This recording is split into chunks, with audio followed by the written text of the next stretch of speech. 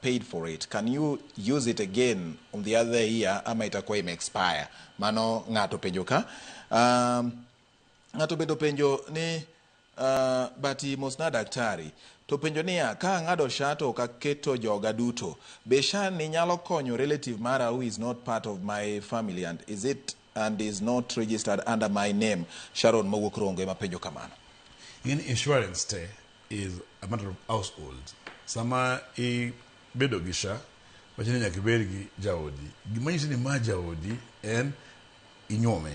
Either inyome customary, or inyome kanisa, or inyome mosquiti, mano manyi ni ma jaodi. Next thing, dependent ni, ma is less than 18. Yes. Katama is more than 18 to 25. school. School evidence. Eba the bedo household. Kono ngata maonge gi evidence mani in a household. Ni katama en what ni directly. Onge kenya tiyogo, onge kenya lo tiyogi shakumi. All right. Jimedo ndiko ka kendo gin otema mate kabisa. Aparo ni jomoko bende ndiko ote mane giwacho seche mokalo chien kuchande kendo giwacho mago kotende kod gigo manitie e twak manitie. Daktari Davji, nyaka ke sani nurses mathoth pod nitiere oko mar tich. And king'iyo osiptende mang'eny kata mae kor gwenge gin gi clinical officer gi nurse. To nurses gitimo tije mathoth ahinya. Manyiso nang'o ka county samoro ni kod peke timo ma. And penjo moro bende nyamoko nyalo penjo kaka dakteche. Dong'no ka samoro counties moko kadhi maber gi dakteche mage to moko dhi marach. To koro ma en gima nyiso pogruok maduong' ahinya e weche mag thieth ke. Ma samoro kelo pek miyo jopiny moko hinyore to moko winjo maber. Dong mano nyiso ni koro chal ka gima piny opogore ok gini e piny achiel. Ini gara lith lwedo okrom. Mwanyiso ni ji ok jabedo machalo. Ka ng'ato obedo governor a county, kila governor any leader, the responsibility mar county is under accountability and to the person who is in charge. To ngama in charge for every county and governor. We penji ma kidwoko mano. Lith lwedo okrom. Should it be by design or by default? Dang bet niya ng'ato decide to ng'ato wacho nikech ok wanyal romore kura an wa sanda joga nikech abro wacho ni lith lwedo okrom mondo kik jopiny oyud aina injruok nikech lith lwedo okrom after all. Yeni bedo ni okrom ok ni okrom just ka okrom ni ka kum dani wacho ni ji okrom e paro, ji okrom e ng'eyo, to ji okrom be e yor kaka itimo tich. Mano miyo e pillars mag healthcare ka wan gi leadership and governance. Yes. Manyiso ni there is a particular way and structure monego be ni lead a county to ensure that there is that efficiency in healthcare provision. Okay. In your counties ka one gives shortages mag healthcare man one ade. Adi mwanya loketo mwanya medo based on the population ma wan go. In your county ka mwanya lo yudo yath.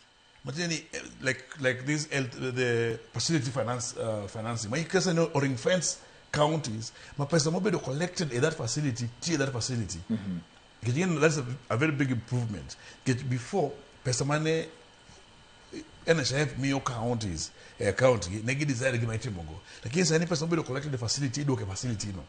Kono mano ke no nizulwa leadership changio ni a pesa gi. Wanyalo omo ya dima romadi kendo. Wanyalo ibido graduate maro monade. Kono that proportionality and that aspect mio pogro bede counties. Ido counties moko bedo gi more casuals. Jokma oko the direct line mag thieth kata no kolungo ni ghost workers mang'eny molo joma tiyo makonyo services. Samoro in jatelo to in gi PR mang'eny moloyo tich. Kidhi hospital gi batimore onge. Koro mano miyo ji bedo mopogore. Koro governor ma Homa Bay ok nyalo mre governor ma Kisiaya. Ok nyalo mre governor ma Migori. Ok nyalo mre governor ma Nyeri. Koro mano momiyo there are particular standards manyaka bedie health gagi. Ang'o momiyo kinyalo bedo maromre Davji daktari to nitire structure moketi. Donge structure gi munjo bed ni guide every county. Yes, but deviating from that structure make a problem. You look at level 5, and we get a particular number of doctors. Yes. A particular number of nurses and the tele services. All this must be there at a particular level. To look at county moronigi, for example, less money, the budget is less. You look at pilferages, pesa gi madam also collect bintiri. That aspect of of leadership and governance is very key. Okay. Jomoko be more corrupt than the others. You know, kaponi in interest ni en laws of one do moloyo service. Okay, be no machalengat ma en interest ni en muji services. Kuro mano mi yo ka services mantier particular county. Gima county machielo jumpo pogore. Omi yo ka sani counties moko se chulo mshahara. Like 14 counties. Ti look at 33 moko poko chulo. Ti e moko chulo gido ka gimol tamo ge chulo any MCS o dagi ka the budget. You know. No no gi na governor Nitie medu kai. Everything not move. In fact, in all that period ka any office onge any engagement manyati. So it boils down to the leader. You know, we can never say there's always no bad team. There's always a bad leader. So if a leader is good, there'll be delivery. So any counties one gets strikes, mang'eny, magi moko timre, kaka sani governor so Nitie pundima gise Ramogi as union ma ge discuss monge strikes. You look at the chair of COG no machine giromo this Friday, mondo gi very solution. Gise mi yogi counter offer on that agreement. So that solution aspect is very key with the interest of the people and the dignity of the healthcare workers. Okay. Yes. Daktari, adwa ni los gi kawatieko. Nyis dakteche ni yore gi dhi riere karang'o nikech ndalo moko nitiere mosenyisu ni ka jatend piny oluongou